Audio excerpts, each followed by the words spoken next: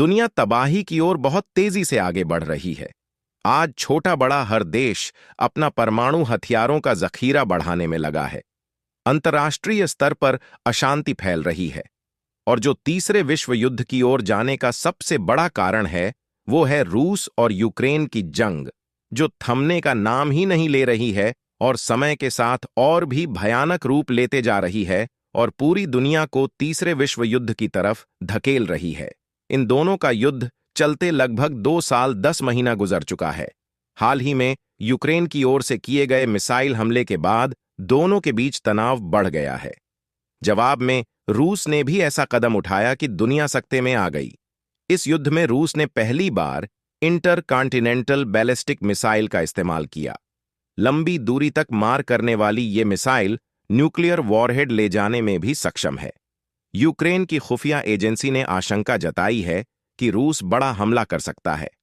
इसका मतलब है कि रूस की तरफ से परमाणु हमले का खतरा बढ़ गया है। मौजूदा हलचल पर पूरी दुनिया की नजरें टिकी हैं। अगर रूस ने यूक्रेन पर परमाणु हमला किया तो क्या तीसरा विश्व युद्ध छिड़ जाएगा? और तीसरा विश्व युद्ध का दूसरा नाम ही तबाही है, क्योंकि आज बहुत से देशों के पास परमाणु हथियार हैं जो कुछ सेकंड्स में ही सब कुछ खत्म कर देंगे। अगर तीसरे विश्व युद्ध के हालात बने तो दक्षिण एशियाई देशों में हर कहीं बर्बादी का आलम होगा।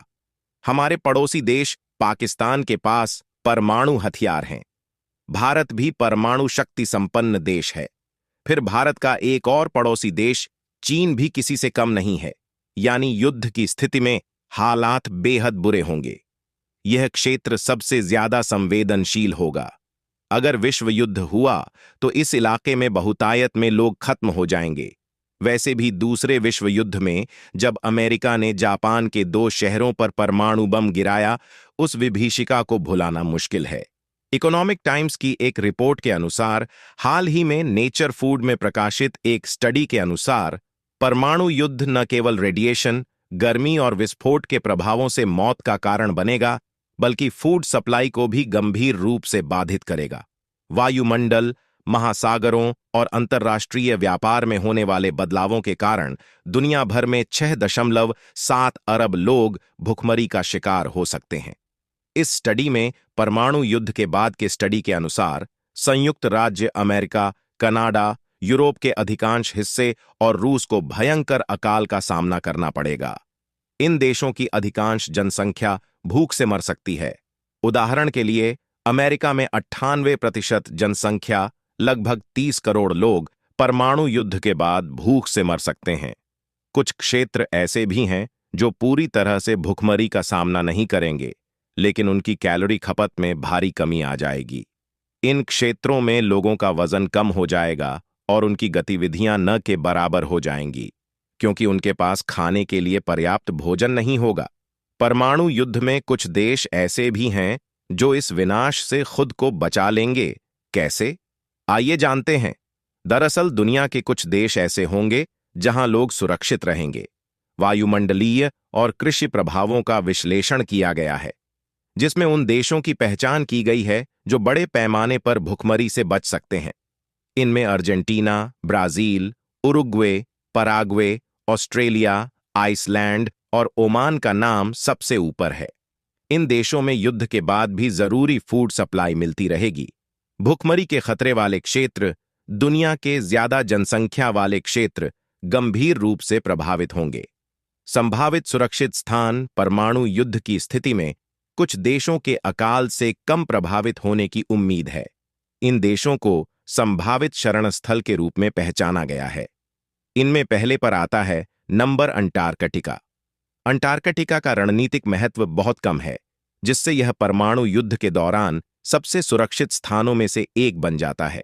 इसकी विशाल और अविकसित भूमि हजारों शरणार्थियों को समायोजित कर सकती है। इस कड़ी में दूसरे स्थान पर आता है आइसलैंड। आइसलैंड को अपनी शांति और तटस्थ रुख के लिए जाना जाता है। इसकी भौगोलिक स्थिति इसे परमाणु युद्ध की स्थिति में महफूज रखती है।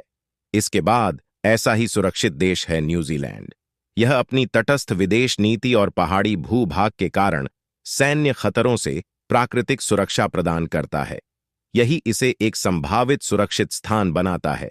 इसी तरह स्विट्जरलैंड भी लंबे समय से चली आ रही तटस्थता के लिए जाना जाता है।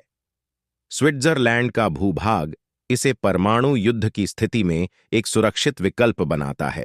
इसी तरह ग्रीनलैंड, इंडोनेशिया और तुवालू देश भी भौगोलिक रूप से दूर और राजनीतिक रूप से तटस्थ हैं, जो उन्हें विश्व युद्ध के दौरान कम संभावित लक्ष्य बनाते हैं। विशेष रूप से तुवालू में सीमित बुनियादी ढांचा है, जिससे यह सैन्य कार्रवाई के लिए एक मुश्किल लक्ष्य बन जाता है।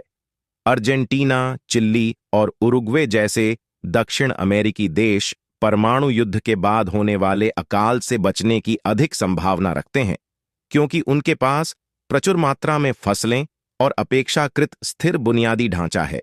ये सभी देश और इनके नागरिक कुछ हद तक अपने आप को परमाणु युद्ध के विनाश से बचा लेंगे, लेकिन युद्ध के बाद जो वायुमंडल में जहर फैलता है, जिससे हवा, पानी, पेड़ पौधे, यहां तक कि आने वाली पीढ़ियां तक प्रभावित होती हैं, से अपने आप को नहीं बचा पाएंगे। इस तरह से हम कह सकते हैं कि तीसरा विश्व युद्ध, या यूं कहें परमाणु युद्ध, पूरी धरती को अपने अंदर समा लेगा, और जो बच जाएंगे उनका जीवन आगे आने वाले कई वर्षों तक बुरी तरह से प्रभावित होगा।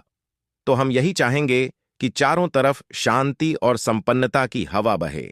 देश आपसी मन मुटाव भुलाकर एक दूसरे की आगे बढ़ने में सहायता करें, और जो ये परमाणु हथियार इकट्ठा करने की होड़ मची है, उसका अंत हो। आपकी इस बारे में क्या राय है? आप कमेंट करके हमें बताइए। ऐसे और वीडियोस देखने के लिए हमारे चैनल को सब्सक्राइब कीजिए। धन्यवाद।